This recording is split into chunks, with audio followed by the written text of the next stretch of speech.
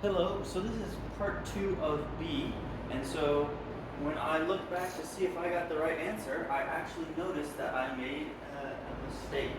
Okay?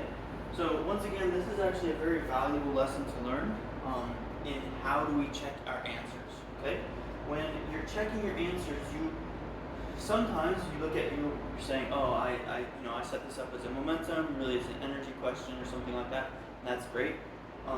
But try not to doubt yourself. If you decided that, oh, this is a collision, it's got to be a momentum question, don't doubt yourself unless there's some sort of new information that you didn't see before, right? So it could just be, oh, okay, I realized that this is a momentum question, or I saw something new in the problem and I realized, oh, it's not an energy question, it's a momentum question, it's a collision, right?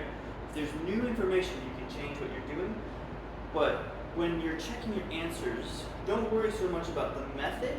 Make sure that your algebra, that you're dividing, that what you typed into your calculator is right? So what I did here, and where I made my mistake, is I typed in 1.09 instead of 1.009, right? And so that got me the wrong answer, and that could be a minus point on the test. So really try to leave yourself some time at the end of the test to go back through and write out and make sure these algebra is correct, right? Make sure that algebra is correct. Make sure that what you typed into what you thought you typed right here into the calculator is what you actually typed into the calculator.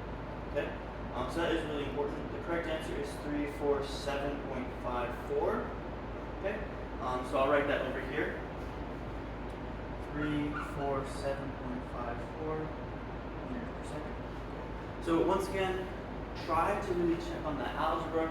Retype things into your calculator, right, just to make sure that you're doing it correctly. But don't worry so much about the method, right? Hopefully you kind of figured out that method on the first go-around. If you didn't figure it out, maybe you can come back around and figure it out the second time. But when you're checking your answers, you already have something there. Look for those algebra, those little mistakes that can cost you a point or here and there, right? So go ahead and check for those as you're doing a test.